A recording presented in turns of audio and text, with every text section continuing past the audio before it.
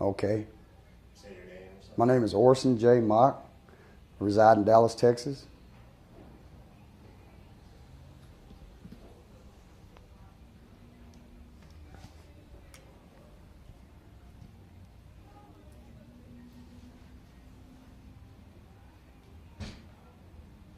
Can I ask you to take off your glasses? Sure.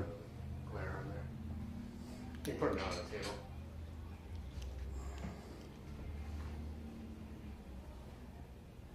Now I know you just said it, but can you say your name and where you live and what you do? My name is Orrison J. I live in Dallas, Texas. I'm a researcher. I work with New Frontier Productions here in Dallas. We've been doing research on JFK since 1968. I work with Miss Allen, who was also an associate with Robert Groden. Did the film with, was associate or assistant director with Oliver Stone on the movie JFK. Where were you born? I was born here in Dallas. So you lived here all your life? All my life. What is it you like about Dallas that you stayed here? It's home. Okay. How long have you been working with Miss Allen? I've been with Miss Allen probably off and on over a period of probably about 7 years. You enjoy what you do? Well, I started, my third grade teacher was here the day that President Kennedy was assassinated, and we were having to do a book report, and she basically directed me and inspired me to start picking up information on the assassination of JFK and different viewpoints, and that's where I started my research about when I was about 9 years old.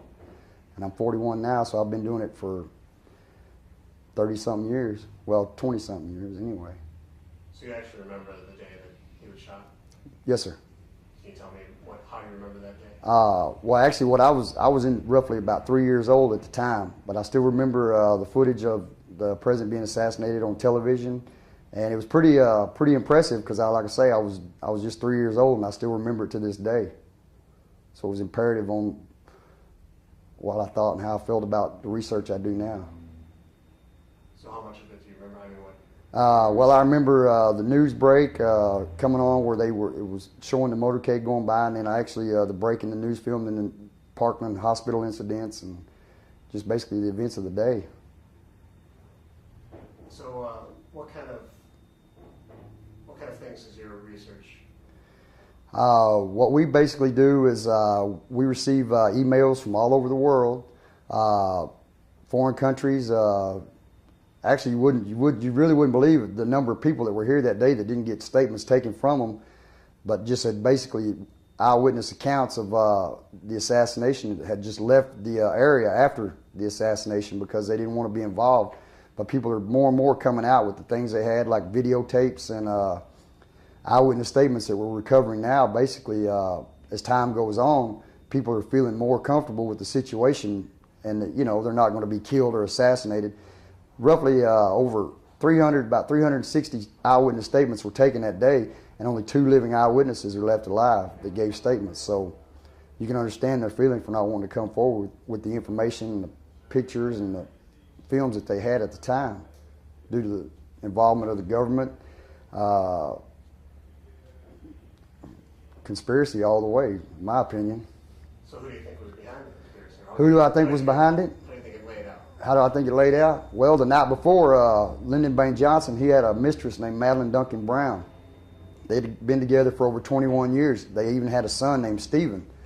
The night before, they were at Jack Ruby's club, the Majestic, down on Main Street, and he came out and quoted to her that, quote unquote, after tomorrow, those G.D. Kennedys won't embarrass me anymore. She wrote and testified, or wrote her statements and her testimony in her book called Texas Morning. We also have worked hands-on with Madeline before she died about 2 years ago, acquiring all her information, rights to her materials and everything, so we could reproduce it. And then you have your situation with the FBI and the CIA and the Secret Service with J. Edgar Hoover. When JFK was brought in as president, he one of the first things he did was put his brother Bobby as Attorney General of the United States, quote unquote, for no other reason than to be J. Edgar Hoover's boss. And that went over like a box of rocks, you know what I'm saying? Because Hoover had been put in office by Calvin Coolidge back in the 20s. He'd gone through Coolidge, FDR, Truman, Eisenhower, all the way to JFK. He'd never had a boss. So all his illegal dealings with organized crime figures, different illegal wiretaps, the information he was using to quote-unquote blackmail people and different political figures across the United States to get his way at different things that he did has all begun to come to surface.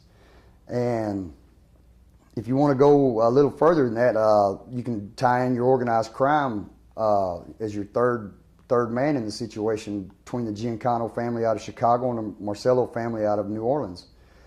Reason we know this, and we've come to find out the information over the past 5 or 6 years, is that the ties between LBJ and the Marcello family out of New Orleans. Back in the 40s and the 50s, LBJ was trying to put together the money to become governor of the state of Texas and to gain political power within the state. He had a gentleman by the name of Billy Sol Estes, which is known as the king of the Texas wheelers and dealers. They were involved in numerous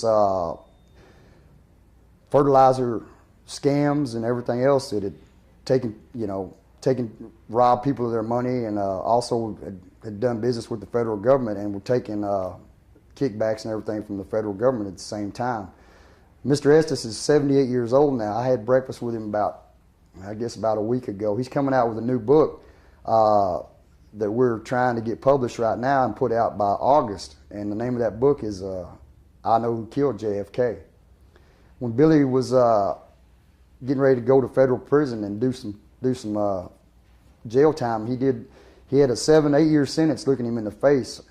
Bobby Kennedy came to him and he said he knew who killed his brother, and he could finger him, pinpoint him. But in exchange, he wanted clemency, and he wanted to be not prosecuted for any of his involvement in any further crimes that would come out of the JFK assassination. And Bobby couldn't do that because he didn't no longer have the power within the government since his brother had been assassinated well, they knew LBJ wasn't going to grant the immunity, you know what I'm saying? Even though it was his old business partner, it was better for him to go to prison and keep his mouth shut and come out of prison and going about his business, which he did for over 25 years. But he's in bad health now, and he's about to die, and he's releasing his book. Hopefully by August, we're trying to get it done. And what Billy does is he goes in through all the events of through LBJ's career and his association with organized crime, and hands-on eyewitness statements, or first statements that LBJ, about the night before the assassination, on and on and on, the involvement of, like I say, between the organized crime factor and the FBI and the CIA and the Secret Service. In all honesty, probably the lid's about to blow off this whole thing within the next 3 years, because the information is getting ready to come out. Because you got eyewitness statements from people that were there or involved in the assassination, but they haven't come to light and come to surface due to the fact that, they're worried about their families, the repercussions from the government. But all the government figures that were involved at that time have pretty much died or passed on, so everybody's pretty much safe now. So all they're going to do is they're just getting ready to unfold everything, and we're not going to have to wait till 2019 for the rest of the information to be released from the government. We're going to be able to go ahead and go forth. Like I say, within I say no later than the next 60 months, the information that's getting ready to hit the public is going to basically foretell all that was involved that day. All the way from the changing of the motorcade route before they landed at Love Field, Secret Service driver, why did LBJ get out of the limousine with the president, change places with Governor Connolly in the front limousine, get in the front limousine. He was doing his old buddy a favor, right? Got him shot 3 times and almost got him assassinated. But that's what he told him that day, that he wanted to do him a favor and him be seen with the President of the United States, and almost got him killed. So you think that LBJ was primarily the head of it, or do you think it was? Well, actually, yeah, no, I do. In my feelings and the research I've done, LBJ had the most to gain from anyone involved. Now, that's true. Hoover was upset about the way the FBI and all the way he was having to answer to Bobby, but that was just business as usual, really. What they'd done is just got put a leash on Hoover, kept him from doing the things he'd been doing. But LBJ had the most to gain for the simple fact his wife's family, Lady Bird's family, owned a company called Brown and Root Construction, which is one of the companies that went over to Vietnam and did most of the intermodal construction, the streets, the bases, the piers, the ports. And also at the same time, he has ties to stock-wise to Bell Helicopter, Dow Chemical, and not only that, used to be McDonnell Douglas, which is now LTV out here in Grand Prairie. So you had your three major defense contractors coming right out of the state of Texas. And his ties with them goes all the way back to, like I say, prior to his engagement in politics, which would have been in the 40s, right after World War II. So who had the most to gain? Vietnam conflict cost $220 billion, 59,000 men. 10 years later, LBJ probably benefited and profited roughly in the neighborhood of what? In the billions of dollars. The exact figure can't be quoted really because due to the fact that it's always, there's new information coming up and all the critical parts of it, you know, we really don't go into because it's really null and void at this point because the money was already made and people, we really know where it was distributed and which directions it went anyway. And not only that, JFK had told LBJ prior to his re-election he was going to carry a new vice president on the next ticket 18 months into his term. Reason being, conflicts of interest between LBJ and Kennedy on civil rights issues, Vietnam War addendum. JFK had an addendum to, after he'd gotten out of Cuba over the Bay of Pigs issue, he had fired Mr. Cable, which was one of the directors at the time for the CIA over the Bay of Pigs issue. And his brother, Earl Cable, was the mayor of the city of Dallas the day of the assassination. So that makes a pretty picture too. I mean, if you stop and think about it, you fire my brother, which was over 20-year man for the CIA, pretty high up in the organization, and then you come to my town and want to have a motorcade route. All they had to do was, I don't really feel like there was much of a twisting of any arms on the situation. It was pretty much just, here's the key to my city, do what you want to do, locate anybody where you want to do, and the involvement goes from all the way from the president's office all the way down to city officials here in Dallas, even into the county sheriff's department. So how do you feel that they were able to keep that such a secret? Well, for years and years, like I say, most of the people that had the information would not come forward with it. The only way the Zapruder films ever got out was by a copy that Geraldo Rivera had gotten his hands on. And when he revealed that to the public in '76, that's when a lot of the information started coming out. People started coming forward because they felt more secure about what they were telling and what they were explaining to the public. Actually, what it did was just open the door and letting, well, I mean, they weren't going to assassinate Geraldo Rivera or kill him a car accident or a car wreck. You know, I mean, he was pretty safe in coming out with the video. And at the same time, what that did was basically secured anybody else that came forward with information that they could feel safe about what they were dispelling to the public too. So it's been a long deal. Like I say, we've been at this a long time, and we're still gaining information every day. Just like with Mary Thompson, her statement she gave me 4 years ago about the assassin in the sixth floor window at this end of the building. Due to one of the videotapes we have, it shows movement prior to the motorcade coming by, movement all along the sixth floor that day. So there was probably more than one assassin located on the sixth floor. So what do you feel was Oswald's involvement? I feel, to be honest with you, Oswald had a problem. Governor Connally was an admiral in the Navy, and he had basically been denying Oswald his benefits and reenlistment in the United States service. So what he had done at that time, Oswald did have a grudge. I'm not going to deny that, but I don't feel like his grudge or his problem was with Kennedy, because according to Marina Oswald, his wife, he liked Kennedy. She comes down here every year for the anniversary and still proclaims her husband's innocence. He actually was a supporter of Kennedy, to be honest with you, but I feel like the reason Oswald actually got involved was due to his aggravation and attitude towards Governor Connally that day.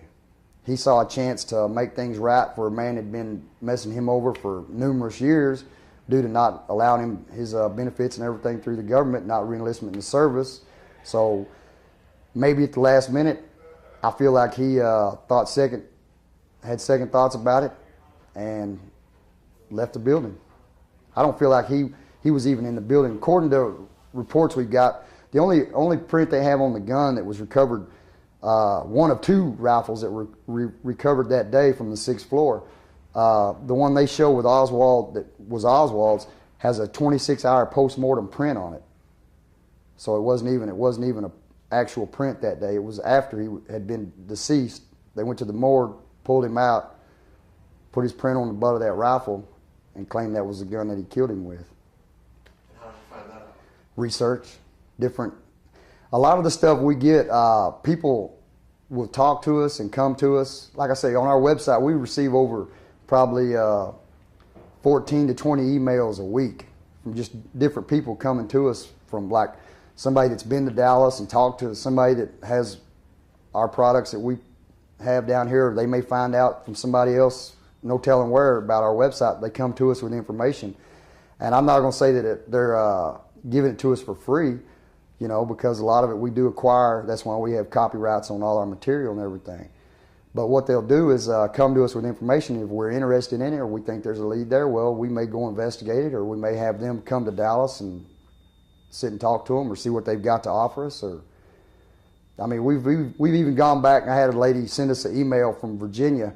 She had pictures of J. Edgar Hoover dressed up in drag, and she sent us the email asking us if we'd be interested in purchasing that equipment. And I said, well, that'd be real hard for us to put to the public, you know what I'm saying, because I really don't think anybody would be interested in purchasing pictures of J. Edgar Hoover dressed in drag. So we told her we thought we'd have to, in our best interest, it'd be best for us to pass on that.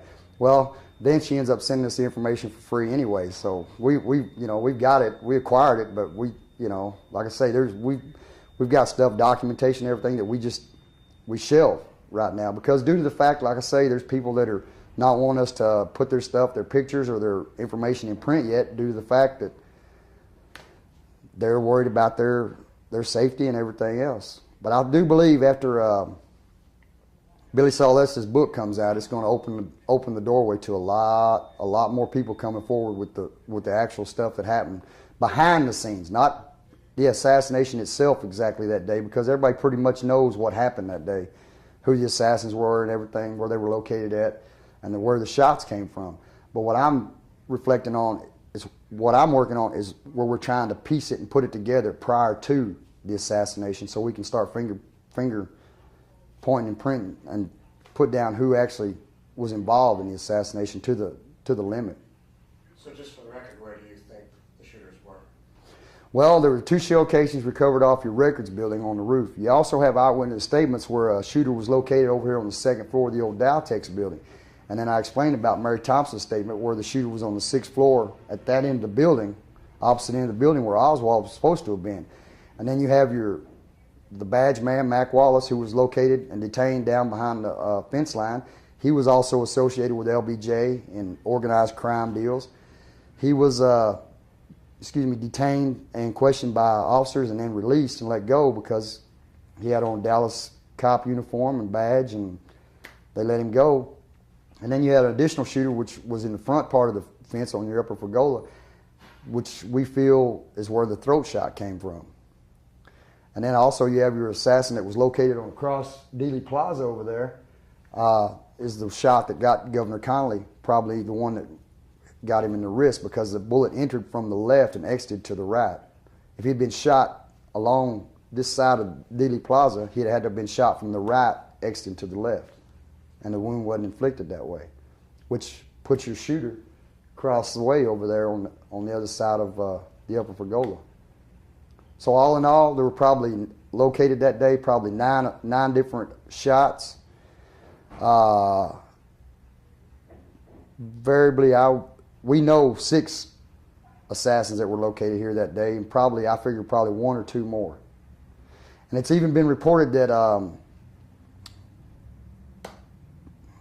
Woody Harrelson's father was one of the FRR guys that was the Freedom Rail Riders that was detained that day out there on the railway, and he's now doing a 30-year sentence in Texas prisons for murder. So there's situation there. There's information that we're still trying to get a hold of and talk to. What did they see that back there that day, and so on and so forth. Can you tell me again, when you say we, what your organization is and the website? Frontier Productions. And, New Frontier Productions. Website jfkassassination.com. Right here in Dallas, Texas. and as far as, with LBJ, a lot of people would probably ask, why did he not run again if he went through all that trouble to get the presidency? Well, actually, he did serve 2 terms. He served the term where he finished out for Kennedy, and he served the additional term before Nixon was elected as president. Right, but then he refused to go again. Exactly. Well, at that time, what had happened? You had the assassination of Bobby Kennedy come up. So you had the involvement of who? LBJ, J. Edgar Hoover, the FBI, organized crime, the whole scenario all over again. He didn't want to go through that again. He'd already been through the Warren Commission once, which he actually set up the Warren Commission to start with. But he didn't want to go through all that again because basically, in my opinion, the bad publicity and people were really already starting to wonder about the whole assassination theory anyway. I mean, one pristine bullet doing a 45-degree turn, going in and coming out, and going. I mean, one bullet making 3 holes in 2 different men. You know what I'm saying? That's impossible. But that was the theory that they had stuck with, and that's the one they presented to the public for so many years until all the information started coming out. And I just don't feel like LBJ wanted to go through any more of the criticism and the ridicule that he was already feeling. And not only that, he done made his money. He had plenty of money. He didn't need politics any longer. I mean, when he came back to Texas, what did he do? He retired and stayed on his ranch.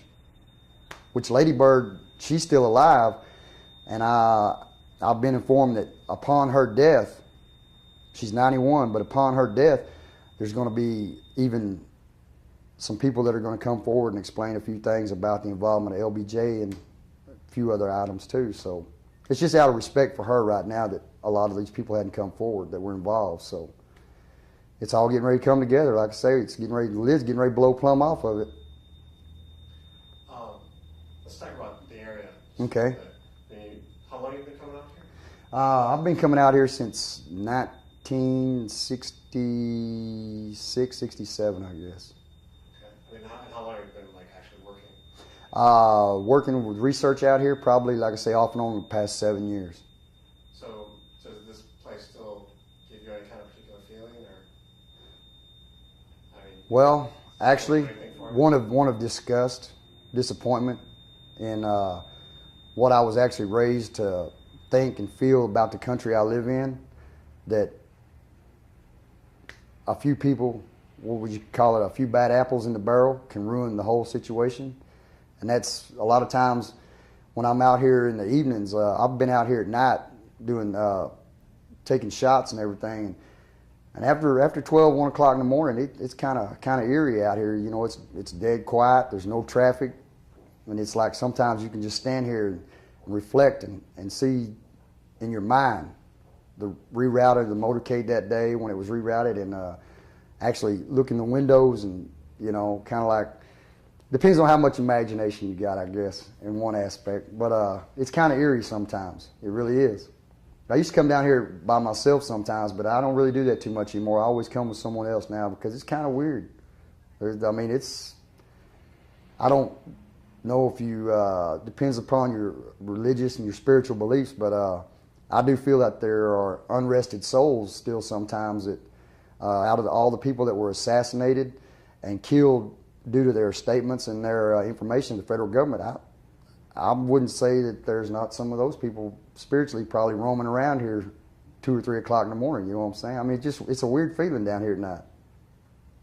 You ever go over to the Kennedy Memorial? Mm-hmm. What do you think of that?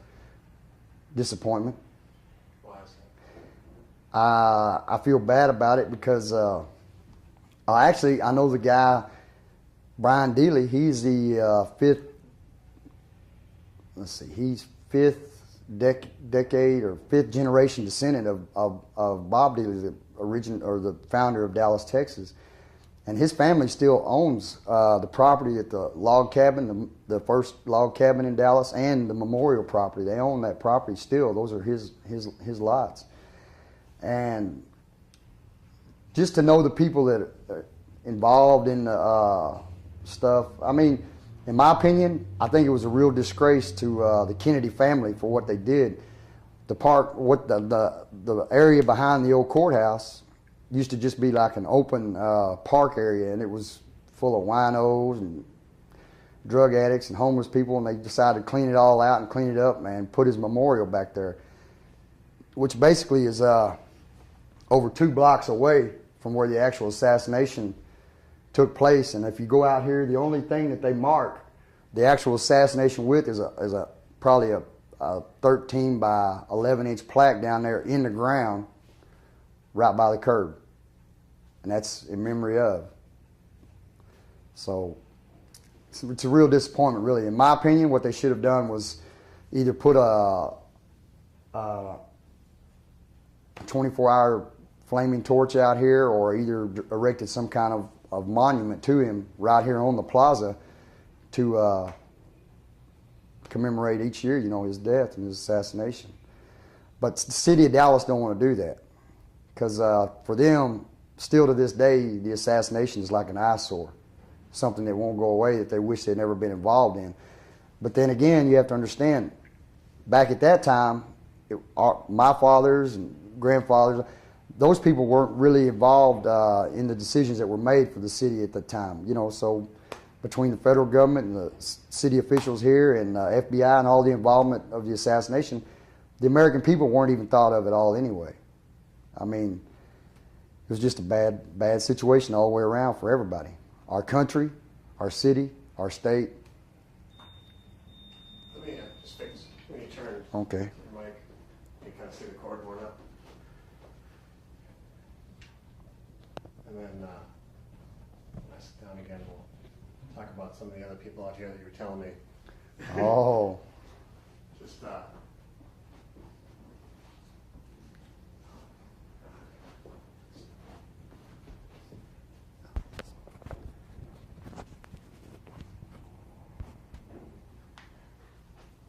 you can just tell me about what's different about what you do and some of the other people out here doing some of the bogus information. Well, it's really not. It's not actually bogus information. It's put together by, well, one historical association has a publication out here, and then Robert Groden, he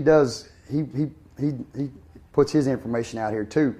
But at the same time, a lot of that, the information they can be putting to the public is one thing, but the people that they've got representing their product out here on the streets, the vendors, they quote unquote are called, are just basically derelicts, people that are smoking crack, getting drunk, staying drunk, talking to the tourists, and they'll tell them anything. I mean, whatever it takes to put that $5 in their pocket for that paper, they're going to tell them what they want to hear, because they're just feeding off the tourists wanting to know the knowledge.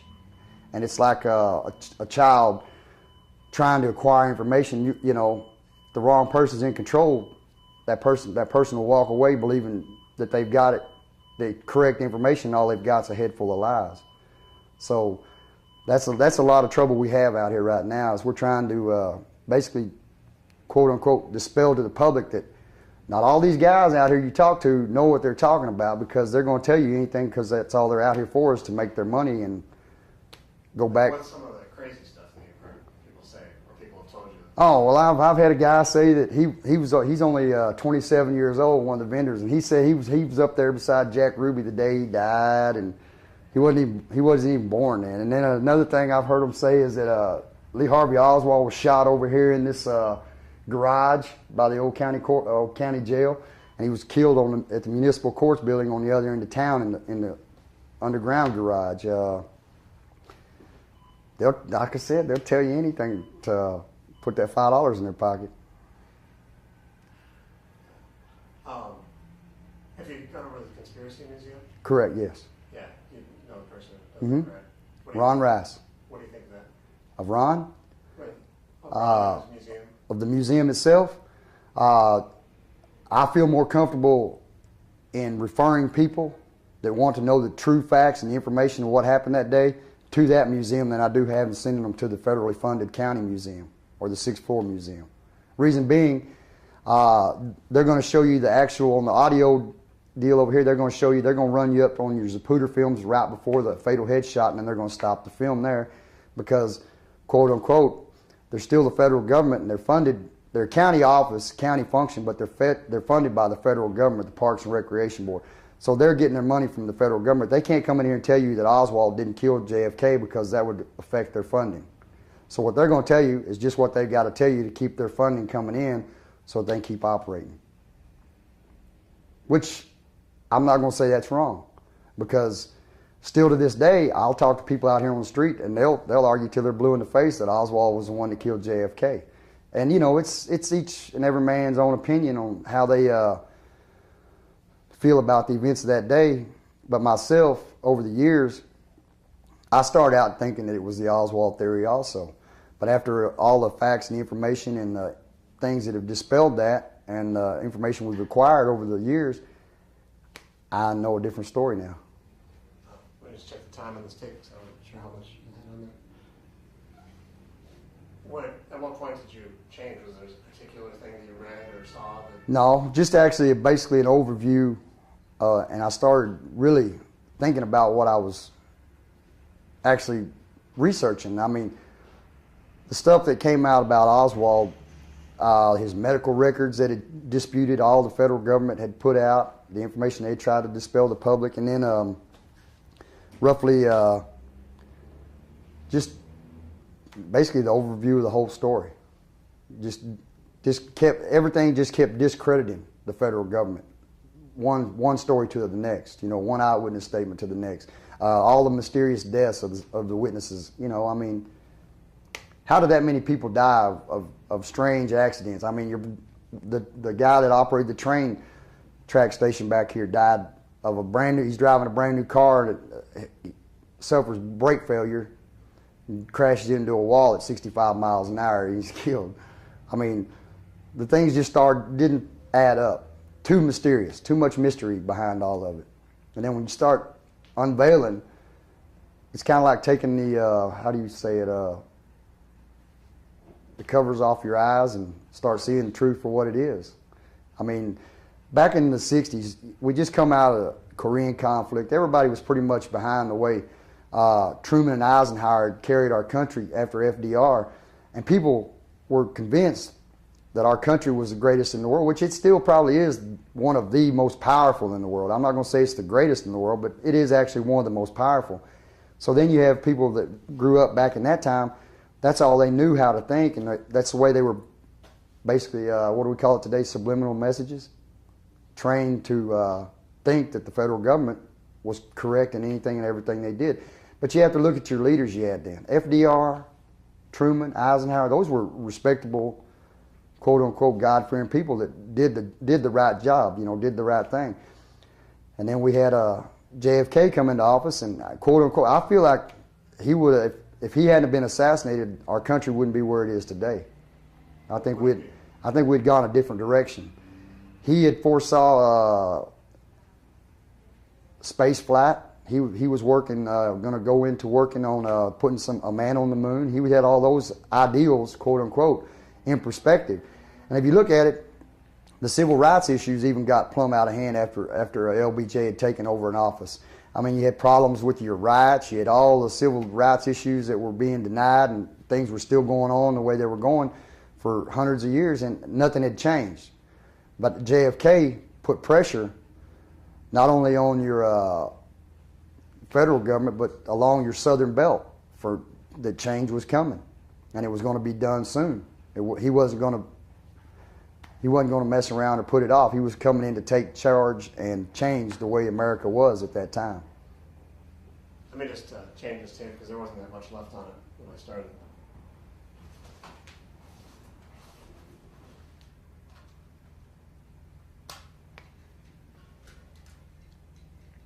If you talk to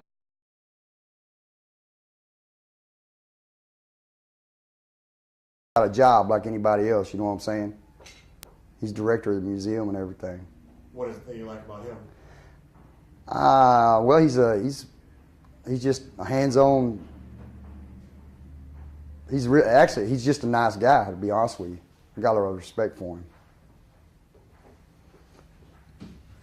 But I'm not going to sit here and tell you that he might not tell you that there was a conspiracy off the record too. You know what I'm saying? You never know. Like I say, everybody's got their own theory about what happened that day, and I don't really deal with theory anymore. What I deal with now is facts, and that's what I go by.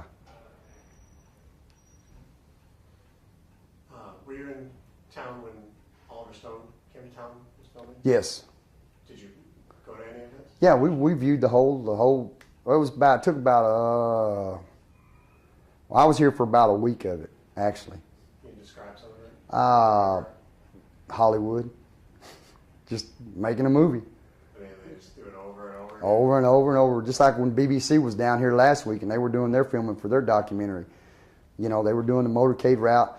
But it was it's kind of sad in a way because you have people coming here to do documentaries and they're not even actually going through the actual process of what actually happened that day. Just like with the BBC, they didn't even have actually a limousine. It was just a Lincoln with suicide doors on it, 4-door, and they had JFK, or looked like JFK, and Jacqueline in the back seat, one motorcycle cop, and one limousine in front of that, and that was it. But they explained to us, oh, it doesn't matter about what's going on out here. When we get back to the studio, you know how it is. We cut and splice and put it all together where you won't even be able to tell what was filmed out here. And I said, well, that's kind of like lying to the public, ain't it? You know what I'm saying? You're not actually doing a full reenactment of what happened that day. But that's what they claim, you know. And that's what really makes me sad about a lot of the stuff that goes on out here, because they're not doing what actually happened. What they're doing is what they want to present, which I guess that's what they're getting paid for, the directors that do the films and everything. So that's. What did you think of what Oliver Stone presented? Probably closer to the truth and closer to the facts that were uncovered by Jim Garrison, the district attorney out of Louisiana, than anything else that's been documented or shown as far as a quote-unquote movie. Told more of the truth about the actual assassination. A lot of the films you see on JFK or the Kennedy family, all it does is they'll take you through most of it to the election process and all that, but they really don't go into the assassination process, because at the time those films were made, a lot of them, the information we have today wasn't even around. So there was a touch and go type thing, and too touchy, they didn't want to mess with it because it would have hurt their sales or whatever they had coming out on film. So they basically pretty much just tried to avoid it, other than actual, you know, saying he'd been assassinated, da-da-da-da-da, and then going into the burial ceremony and all when they got back to Washington, you know. But Oliver Stone did go through with what I consider probably the closest thing so far that's come out to what actually happened. Is there anything particularly where you think he kind of was too Hollywood? Well, no, not really. It was pretty factual, a lot of it. But you know, at the same time, the assassination attempt that Jim Garrison actually unfolded and started working on was the assassination attempt that was supposed to have taken place in Houston the next day.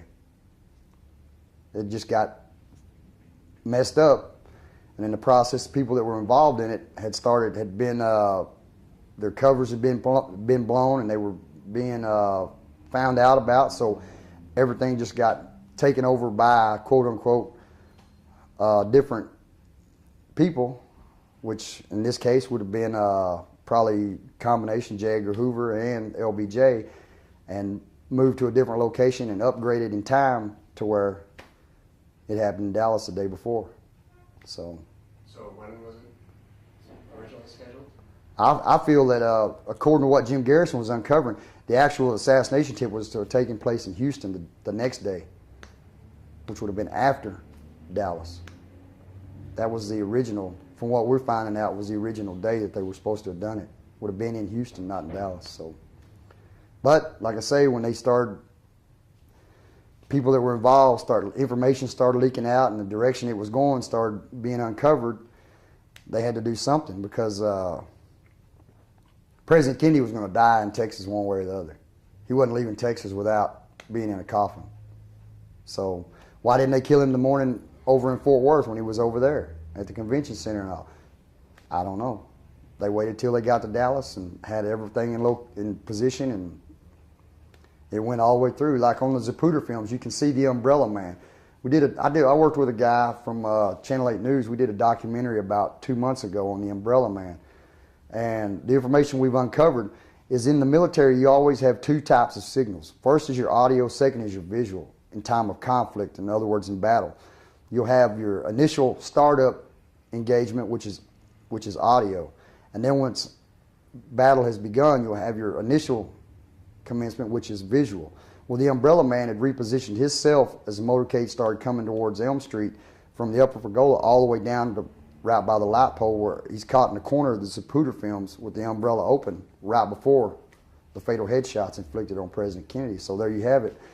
You're going from audio, which would have been your first initial shots from the back that hadn't killed him yet. He was still alive. So they went to the second step, which was your visual commencement of the additional shots from back up here on the Upper Pergola.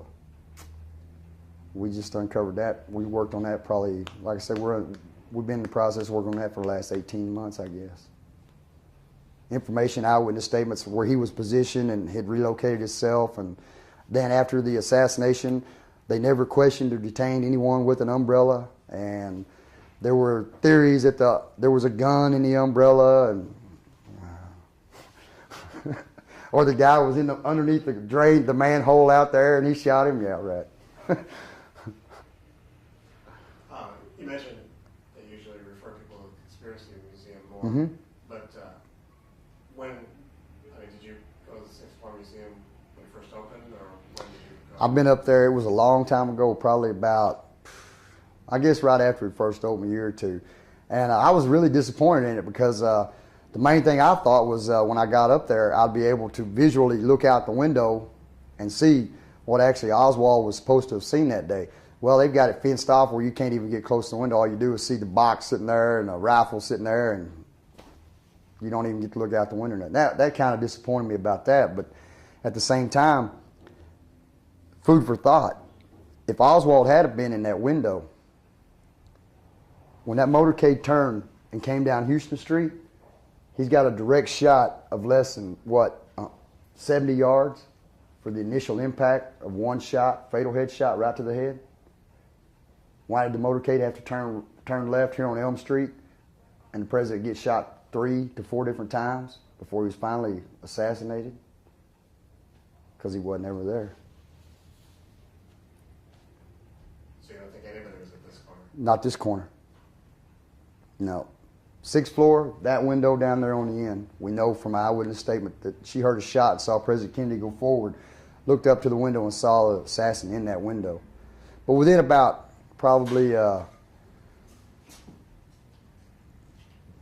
matter of 3.5, 4 seconds, there were at least 4 shots fired that we can account for on our videotapes and our DVDs and stuff that we put together. So, which is a compilation of over 100 films that we acquired over the years and everything. So, well, I do want to interview this band. I don't want to take up too much of your time, so I'll just ask you, what do you think the future of the Plaza is? Do you think people are going to continue to come here for the next? Oh well, what I'm hoping happens is that they'll finally. It's in the register as being a historical site, but it's technically, quote unquote, not registered as a historical site. So therefore, that's why you have all these people out here, these idiots, trying to sell you anything and everything to make money off of you, because if it had any kind of control over it, which would be if it was registered as a national historical site, the federal government would come in here and put up stipulations and regulations, and everything would, quote unquote, operate the way it should. You know what I'm saying? But it's not listed that way. It's listed that way, but it's actually not put that way. I mean, it's not carried that way. It's not funded or anything. So I'm hoping to see that happen, and at the same time, make some kind of other memorial or some kind of remembrance out here besides just a plaque in the ground down there across from the X where the fatal headshot was. But do you think it's going to be meaningful to people 50 years from now, 100 years from now? Oh yeah, yeah. This will be probably one of the. Well, people are still curious about Bonnie and Clyde, right? So That's all I can tell you. The saga never ends. All right. Thank you. All right. Wait a minute. Hang on. Unhook you.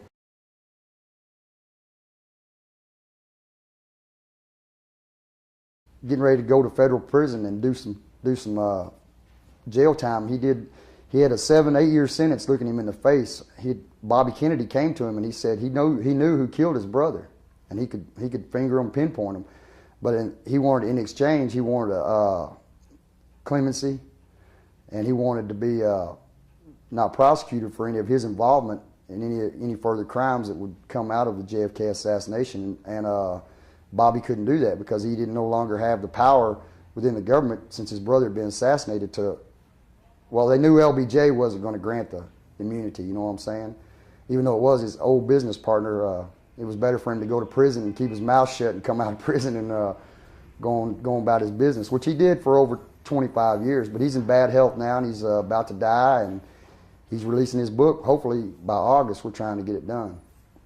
And what Billy does is he goes in through all the events of through LBJ's career and his association with organized crime, and hands-on eyewitness statements, or first statements that LBJ, about the night before the assassination, on and on and on, the involvement of, like I say, between the organized crime factor and the FBI and the CIA and the Secret Service.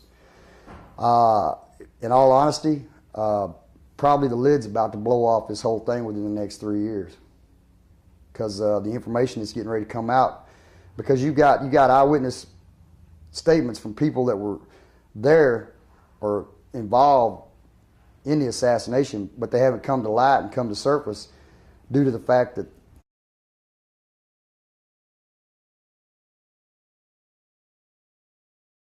okay. Say your name. My name is Orrison J. I reside in Dallas, Texas.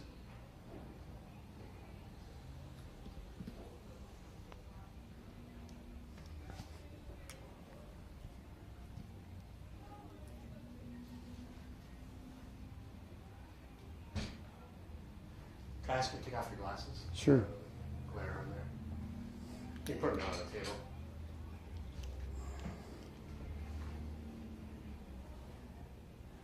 Now, I know you just said it, but can you say your name and where you live and what you do? My name is Orrison J. I live in Dallas, Texas.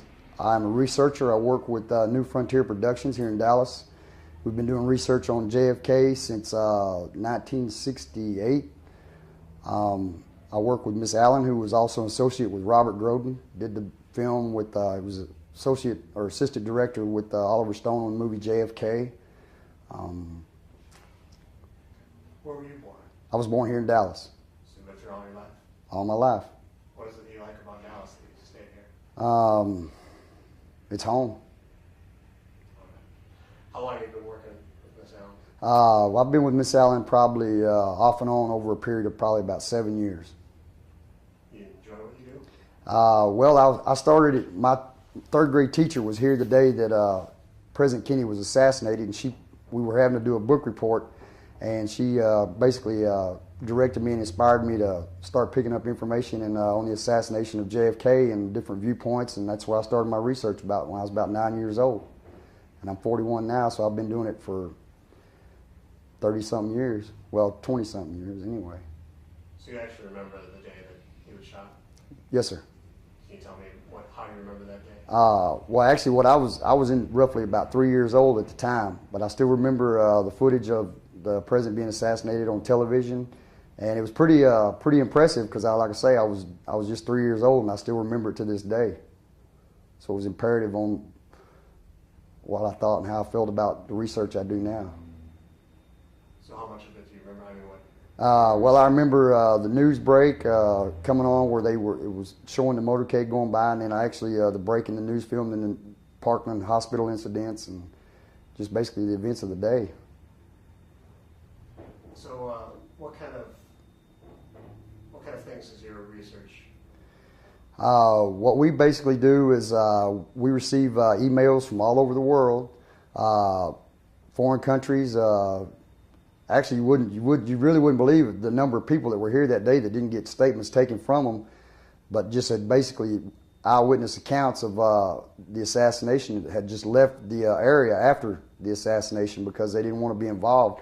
But people are more and more coming out with the things they had, like videotapes and eyewitness statements that we're recovering now. Basically, as time goes on, people are feeling more comfortable with the situation, and that, they're not going to be killed or assassinated.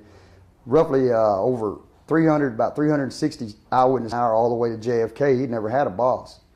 So all his illegal dealings with organized crime figures, different illegal wiretaps, the information he was using to quote-unquote blackmail people and different political figures across the United States to get his way at different things that he did has all begun to come to surface.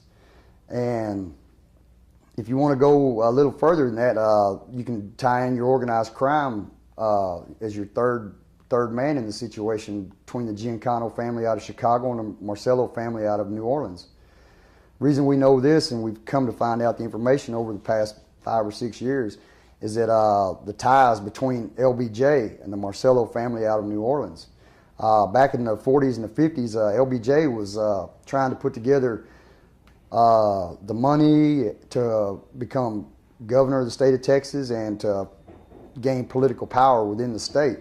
He had a gentleman by the name of Billy Sol Estes, which is known as the king of the Texas wheelers and dealers. They were involved in numerous fertilizer scams and everything else that had robbed people of their money, and also had done business with the federal government and were taking kickbacks and everything from the federal government at the same time. Mr. Estes is 78 years old now. I had breakfast with him about a week ago. He's coming out with a new book that we're trying to get published right now and put out by August. And the name of that book is I Know Who Killed JFK. When Billy was, statements were taken that day, and only 2 living eyewitnesses are left alive that gave statements. So you can understand their feeling for not wanting to come forward with the information and the pictures and the films that they had at the time due to the involvement of the government. Conspiracy all the way, in my opinion. So who do you think was behind the conspiracy? Who do I think was behind it? How do you think it laid out? How do I think it laid out? Well, the night before, Lyndon Baines Johnson, he had a mistress named Madeline Duncan Brown. They'd been together for over 21 years. They even had a son named Stephen. The night before, they were at Jack Ruby's club, the Majestic, down on Main Street, and he came out and quoted to her that, quote unquote, after tomorrow, those G.D. Kennedys won't embarrass me anymore. She wrote and testified, or wrote her statements and her testimony in her book called Texas Morning. We also have worked hands-on with Madeline before she died about 2 years ago, acquiring all her information, rights to her materials and everything so we could reproduce it. And then you have your situation with the FBI and the CIA and the Secret Service with J. Edgar Hoover.